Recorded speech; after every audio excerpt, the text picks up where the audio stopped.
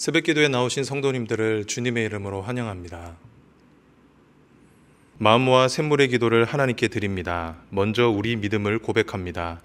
주께서 심지가 견고한 자를 평강하고 평강하도록 지키시리니 이는 그가 주를 신뢰함이니이다. 아멘. 오늘도 우리의 삶을 지켜주시는 하나님, 우리가 더욱 주를 신뢰함으로 심지가 견고해지게 하시고 주께서 주시는 평강을 더욱 누리게 하옵소서. 교회와 예배를 위해 기도합니다. 오라 우리가 여호와의 산에 오르며 야곱의 하나님의 전에 이르자. 아멘. 우리의 예배를 받으시기 합당하신 하나님, 주께 예배하러 오는 모든 성도들의 발걸음에 기대와 소망이 가득하게 하시고 주를 사모하는 모든 자가 하나님의 임재를 경험하게 하옵소서. 교회에 주신 사명들을 충실히 감당하게 하시고 주께서 더욱 기뻐하시는 교회가 되게 하옵소서. 목장과 성도를 위해 기도합니다. 여호와여, 주께서 우리를 위하여 평강을 베푸시리오니 주께서 우리의 모든 일도 우리를 위하여 이루심이니이다. 아멘. 주의 백성들을 품 안에 모으시는 하나님, 샘물의 목장마다 주의 평강으로 충만하게 하시고 함께 기도하며 주를 의지할 때 크신 은혜를 얻게 하옵소서. 무더위 속에서도 성도들의 건강과 삶을 지켜주시고 고난 중에 기도하는 성도들을 위로하시며 자녀를 품에 안으시고 역사하시는 하나님을 만나게 하옵소서. 다음 세대와 여름 사역을 위해 기도합니다. 존귀한 자는 존귀한 일을 계획하나니 그는 항상 존귀한 일에 서리라. 아멘. 다음 세대를 사랑하시는 하나님, 샘물의 자녀들이 하나님의 은혜와 축복 가운데 존귀한 자로 자라게 하옵소서. 계속되는 여름 사역과 예배를 통해 하나님을 향한 분명한 고백을 갖게 하시고 다음 세대를 위해 수고하는 교사들에게 기쁨과 풍성한 열매를 허락하셔서 함께 존귀한 삶을 살아가게 하소서. 선교와 나라를 위해 기도합니다. 물이 바다를 덮음같이 여호와를 아는 지식이 세상에 충만할 것임이니라. 아멘. 세상 모든 민족이 구원을 얻기까지 쉬지 않으시는 하나님, 오늘도 복음을 위해 삶을 내어드린 선교사님들의 수고와 동력하는 우리의 헌신을 통해 주님의 구원 역사가 이루어지기를 기도합니다. 온 땅의 주인이신 하나님, 우리나라를 긍휼히 여겨주셔서 건강하고 공의로운 나라로 세워주시고 모든 백성의 마음이 나라를 향한 사랑과 하나님의 기쁘신 뜻으로 채워지게 하옵소서. 오늘도 우리의 삶을 인도하시고 돌보아 주시는 예수님의 이름으로 기도하옵나이다. 아멘.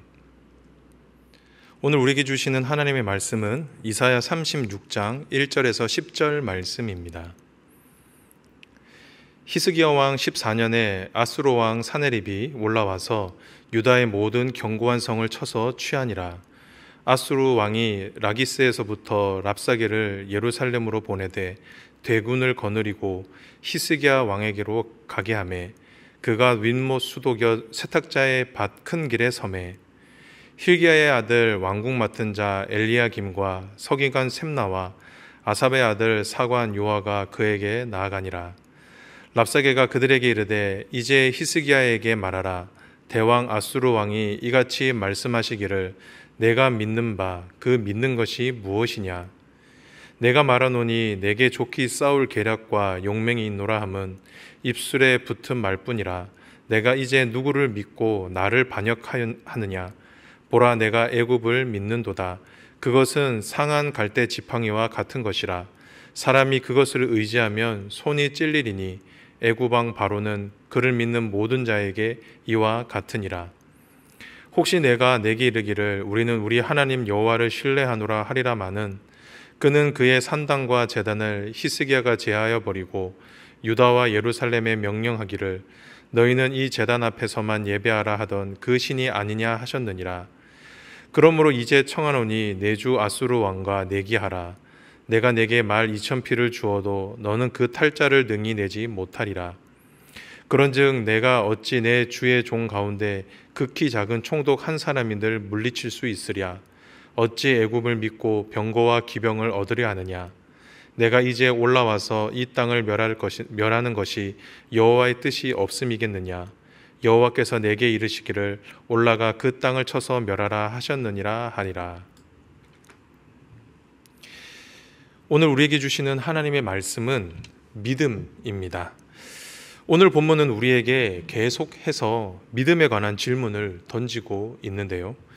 그 질문의 핵심이 무엇이냐면 오늘 설교의 제목처럼 내가 믿는 바, 그 믿는 것이 무엇이냐라는 겁니다.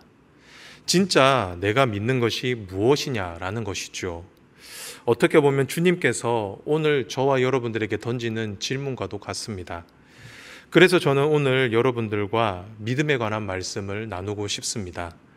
그렇다고 하면 오늘 본문이 우리에게 던지는 믿음에 관한 메시지는 무엇일까요? 첫 번째입니다. 그것은 바로 모든 사람에겐 믿음이 있다라는 겁니다. 세상 모든 사람은 누구나 할 것 없이 다 믿음을 가지고 있습니다. 성경은 이 사실을 우리에게 일러줍니다. 흔히 사람들은 믿음이라는 것은 기독교인들 아니면 종교인들만 가지고 있는 전유물이라고 생각합니다. 네, 그럴 수 있습니다. 왜냐하면 우리와 같은 종교인들은 명확한 믿음의 대상, 신뢰의 대상, 진리가 있기 때문이죠. 하지만 조금만 더 깊이 생각해 보면 꼭 그렇지 않다라는 것을 알 수가 있습니다. 사람은 종교를 가지고 있든지 없든지 믿음을 가지고 있습니다. 그것이 분명하고 명확한 대상이나 진리로 명문화되지 않아서 그렇지 각자 믿고 따르는 바가 있다라는 거죠. 그렇다고 하면 왜 사람들은 믿음을 가지고 살아갈까요? 그것은 사람이 연약하고 불안하기 때문입니다. 연약하고 불안하기에 믿음이라는 것을 가지는 겁니다. 사람은 쉽게 인정하지 않지만 자신이 완전하지 않다라는 사실을 그 누구보다 잘 알고 있습니다. 그런데 앞날은 어떻죠? 한 치 앞도 내다볼 수가 없습니다. 당장 자신에게 어떤 일이 일어날지를 모르죠. 그래서 불안합니다. 그렇기에 사람은 무의식적으로 완전한 존재나 완전한 진리를 찾아 나서는 겁니다. 자신이 믿고 의지할 수 있는 대상을 찾는 것이죠. 그것이 어떤 사람에게는 신이 될 수도 있고 또 어떤 사람에게는 지식이 될 수도 있고 또 어떤 사람에게는 돈이나 권력이 될 수 있는 겁니다. 또 어떤 사람에게는 그 대상이 사람이 될 수도 있는 것이겠죠. 이처럼 모든 사람은 믿음의 대상이나 진리가 다를 뿐이지 무엇인가를 믿고 살아갑니다. 오늘 본문에서도 사람이 품을 수 있는 세 가지 믿음에 대해서 소개를 하고 있습니다. 첫 번째는 아수르라고 하는 힘이 있습니다. 당시 고대 근동을 제패했던 아수르와 같이 강력한 힘을 믿고 의지할 대상으로 여긴다라는 것이죠. 그리고 두 번째는 애굽이라고 하는 관계입니다. 위기 상황에서 나와 함께 해줄 수 있는 친구, 관계가 믿음의 대상이 될 수 있는 것입니다. 그리고 마지막으로는 하나님이 계시죠. 우리는 절대자이신 하나님을 믿고 의지할 수가 있습니다. 사랑하는 성도 여러분, 그렇다고 하면 여러분은 지금 무엇을 믿고 계십니까? 여러분이 믿는 바, 그 믿는 것은 무엇입니까? 조금은 무거운 말씀이지만 오늘 이 시간에 내가 무엇을 믿고 살아가고 있는지를 돌아볼 수 있게 되기를 소망합니다. 이제 한 걸음 더 나아가겠습니다. 두 번째 메시지입니다. 그것은 바로 위기 때 내 믿음이 무엇인지가 드러난다라는 겁니다. 우리는 앞서 사람은 누구나 믿음을 갖고 있다라고 배웠습니다. 그런데 이 믿음은 평소에는 잘 드러나지 않습니다. 평소에는 자신이 무엇을 믿는지 잘 모른다라는 것이죠. 그런데 그 믿음이 선명하게 드러날 때가 있습니다. 그때가 언제냐면 바로 위기가 찾아올 때입니다. 우리의 삶에 내가 감당할 수 없는 위기가 찾아올 때 내가 지금까지 무엇을 믿고 살아왔는지가 드러난다라는 것이죠. 오늘 본문에서 남유다 백성들이 그러했습니다. 남유다 백성들은 오랫동안 하나님을 믿고 섬겼습니다. 예루살렘에는 하나님의 성전이 있었고 그곳에는 날마다 하나님을 예배하는 소리가 끊어지지 않았습니다. 그런데 그들에게 위기가 찾아왔을 때 그들의 마음이 가장 먼저 간 곳은 어디였습니까? 하나님이었습니까? 아니었습니다. 이들의 마음이 가장 먼저 간 곳은 애굽이었습니다. 그들은 애굽을 의지했습니다. 이 말은 이들이 정말 믿고 있었던 대상은 하나님이 아니라 세상이 말하는 힘과 관계였다라는 겁니다. 성도 여러분, 이처럼 저와 여러분의 믿음은 평소에는 잘 드러나지 않습니다. 심지어 자신의 믿음을 속일 수도 있습니다. 하지만 위기가 찾아왔을 때 그때는 절대로 숨길 수가 없습니다. 급박한 상황이 찾아왔을 때 우리가 믿는 바가 여실히 드러난다라는 것이죠. 그래서 오늘 이 시간에 저와 여러분의 삶을 한번 돌아보았으면 좋겠습니다. 과거 위기의 상황에서 여러분은 무엇을 믿고 무엇을 의지하셨습니까? 하나님이었습니까? 아니면 하나님이 아닌 다른 것이었습니까? 혹시 이 자리 가운데 위기 상황 가운데 계신 분들이 계십니까? 지금 여러분은 무엇을 믿고 무엇을 의지하고 계십니까? 오늘 이 시간 저와 여러분 자신을 돌아보는 시간이 되기를 소망합니다. 마지막으로 오늘 본문이 우리에게 던져주는 메시지입니다. 그것은 바로 애굽은 상한 갈대 지팡이라는 겁니다. 앞에서 말씀드렸지만 사람은 누구나 믿음의 대상이 필요합니다. 그렇기에 저와 여러분은 반드시 이 세상을 살아갈 때 믿어야 할 대상을 선택해야 합니다. 그런데 성경은 이런 우리의 선택 앞에 가장 먼저 하신 말씀이 있습니다. 그것이 무엇이냐면 애굽은 상한 갈대 지팡이라는 겁니다. 하나님이 아닌 이 세상에 믿고 의지할 만한 것들은 전부 다 상한 갈대 지팡이와 같다라는 것이죠. 이것이 오늘 본문이 우리에게 던져주는 도전입니다. 본문 6절 말씀을 함께 읽어보도록 하겠습니다. 보라, 내가 애굽을 믿는도다. 그것은 상한 갈대 지팡이와 같은 것이라. 사람이 그것을 의지하면 손이 찔리리니 애굽 왕 바로는 그를 믿는 모든 자에게 이와 같으니라. 이 말씀은 하나님께서 랍삭의 입을 빌려서 유다 백성에게 하신 말씀입니다. 우리도 알지만 지팡이는 사람이 의지할 수 있도록 만든 나무 막대기입니다. 그런데 그 지팡이를 연약한 갈대 지팡이로 만들었다면 어떨 것 같습니까? 그 역할을 못하겠죠.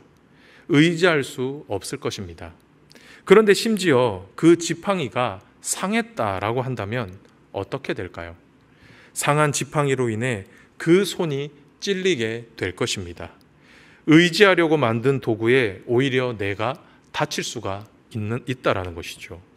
즉, 이 세상에서 저와 여러분이 믿고 의지하는 모든 건 우리가 의지할 수 있을 만한 대상이 될 수 없다라는 겁니다. 성도 여러분, 이 세상에 하나님이 아닌 우리가 의지할 만한 모든 것들은 전부 다 상한 갈대 지팡이입니다. 저와 여러분이 의지할 수도 없고 의지한다면 결국 상처받고 배신당할 것입니다. 그런데 이것이 참 쉽지가 않죠. 그렇지 않나요? 사실 저와 여러분은 솔직히 하나님보다 세상을 의지하려고 하는 속성이 더 큽니다. 하나님보다 애굽을 의지하려는 마음이 더 크다라는 거죠. 분명 세상에 의지할 만한 것들은 전부 다 갈대 지팡이라는 것을 알고 있지만, 그리고 그것이 분명 나를 실망시키고 나를 아프게 할 것을 뻔히 알고 있지만 그 지팡이를 붙잡게 된다라는 겁니다. 왜 그렇습니까?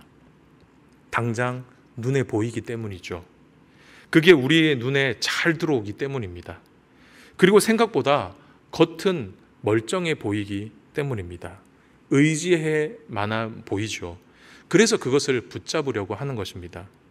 그리고 우리가 하나님이 아닌 이 세상을 붙잡으려고 하는 이유는 당장 손에 잘 잡히기 때문입니다. 쉽게 잡을 수 있는 것이기 때문이라는 거죠. 그리고 그것이 우리의 손에 찾아옵니다.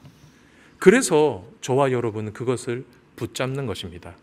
상처받을 것을 알고 있지만, 배신당할 것을 알고 있지만 붙잡을 수밖에 없는 것이죠. 하지만 그 결과는 어떻습니까? 배신과 상처, 아픔뿐입니다. 아마 이 자리에 앉아 계신 성도님들은 이 사실을 그 누구보다 잘 알고 계실 겁니다. 그리고 한 번쯤은 이 갈대 지팡이를 경험해 보셨을 겁니다. 성도 여러분, 하지만 하나님은 다르십니다. 하나님은 상한 갈대 지팡이가 아닙니다. 하나님은 연약한 갈대가 아닙니다.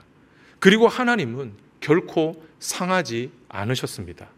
오히려 하나님은 우리가 믿고 의지하기에 충분하신 분이십니다.